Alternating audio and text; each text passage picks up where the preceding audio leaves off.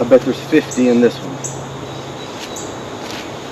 Again, that's 24 hours.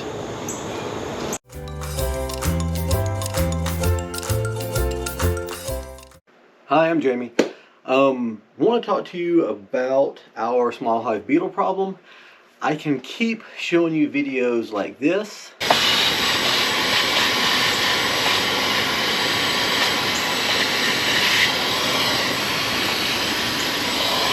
or this. Again, absolutely beyond full. Or maybe a little of this.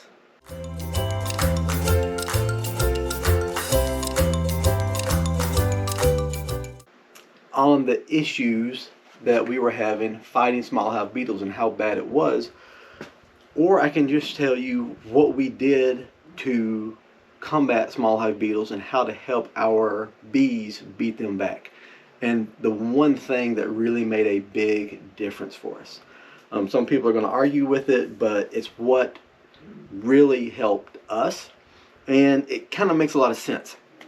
So I want to start out by saying we were throwing everything at it, and I kind of created the problem myself by having two hives that we originally lost to mites, left them out there too long, and small hive beetles moved in along with wax moths, and so the population exploded.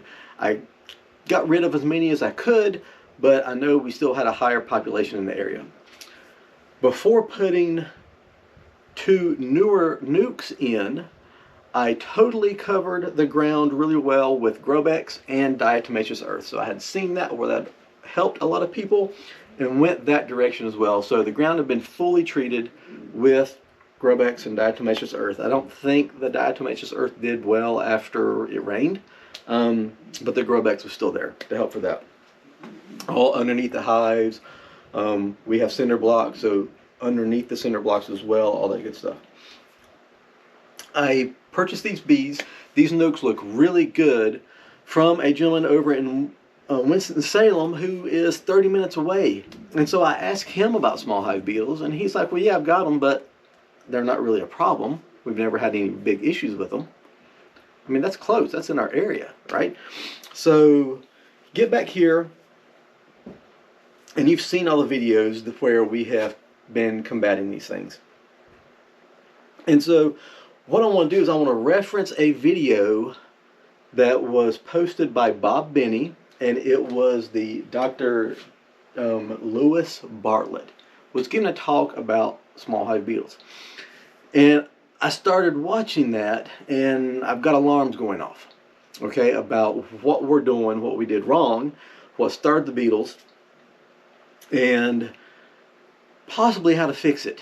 So two things that I did that he references in that was way too much space. I put two additional deep boxes on top when I thought the bees would need it to not be honey bound, and it just gives more room that they can take care of for small hive beetles to run rampant.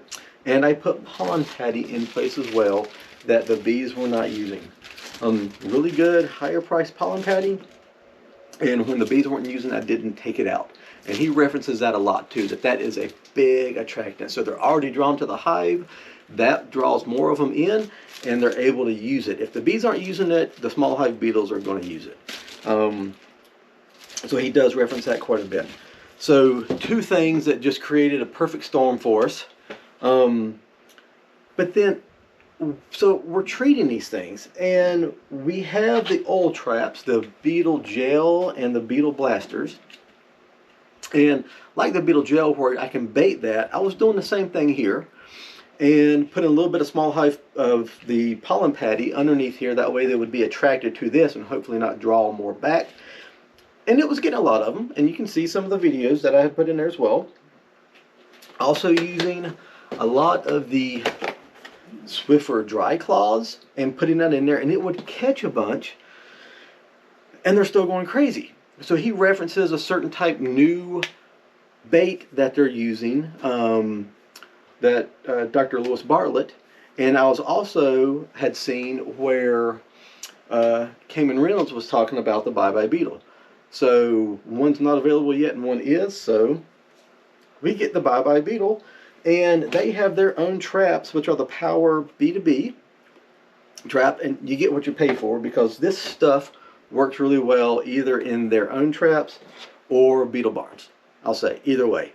But as an attractant, because it does smell like pollen patty, these slots are a lot bigger on the sides of theirs, and so I think they can smell it easier. I think it's easier for them to get to. And what's really nice about this is it's translucent, so you can see if you still got bait in there just by holding it up to the light instead of having to open the thing up and see if it needs to be rebaited. But even with these in there, we weren't really gaining any ground on the beetles. And this is going on for a couple of weeks, and you can see that I was getting a vacuum and going crazy. And man, after seeing somebody else with a vacuum go through their whole apiary and suck up beetles, this really works well. And I was doing this every evening, and we weren't gaining any ground on them. And so what I noticed is that trying to feed the bees, because of them, we had big problems. We had big setbacks. We got them in September. They're new, trying to build them up. I'm having to feed them sugar water and using a hive top feeder. And bees can smell sugar water, whether it's got Honeybee Healthy or Hive Alive or anything in it as well. And anytime I put sugar water on the bees, even a hive top feeder, robbers would come in. And they were just all around the hives. So what I started doing was I would feed them at night. I would go up there at night, they're in our backyard, lift the lid, pour this in. Well, when I would go up there at night, I would lift this lid and I would see a few beetles, but it didn't look too bad. I'm like, well, that's not too bad. So I wouldn't have to worry about the vacuum. I'd go ahead and pour stuff in. When I opened it up during the day just to check how much they had consumed of the sugar water, I would open this up, and on the cover and inside here, it would just be covered with small hive beetles, and so I'd have to vacuum them like crazy. The next day, same thing. The next night, if I put stuff in there, not too bad. Well, the beetles are smart, and what they're doing is they have got this big penthouse at the top of the beehive that bees can't patrol. And so when bees were really active during the day, they would come up here and hang out and not have to worry about being roughed up by all the bees in the hive. At night, as the bees were shutting down and going into, a restful period, that's when they would spill back over and go through the hive and wreak havoc. So I wouldn't see a lot in here at night, and during the day it was totally full. So they were using this as a good place to hang out and stay safe from the bees. This is something that the bees can't patrol. And then again, they've got another surface that's the inner cover that's right here around it. So with all this that I was doing, this was our biggest culprit. The bees could not patrol them and help get rid of anything. So the first thing I did once all this stuff clicks is I get rid of this. And I go back to what a lot of haters talk about is this Boardman feeder. So now with a Boardman feeder on there, this doesn't give any place in the hive where bees can't patrol. Okay? So now they have full access to the hive everywhere in there. And if bees are roughing up beetles, the only place they have to hide is inside a beetle trap or inside a different beetle trap. Okay? So, and then if they happen to run inside these that actually have the Bye Bye Beetle in there, then they can munch, munch, munch. And then I find them dead on the IPM board down below. So, again, all this stuff was really working well. But what made the big difference is removing this. And again, I'll kind of say this for two things. For that Dr. Lewis Bartlett, he mentioned time and time again about high humidity, high humidity, high humidity. This is an open reservoir feeder. And the reason it looks like this, and some of the pictures of my inner cover in here, is this is open with sugar syrup, and it's in a hot beehive, so what is that doing? It's raising the humidity. The small hive beetles love it, right? It gives them a good place to where they can not be roughed up by the bees, so it gives them a good hiding place.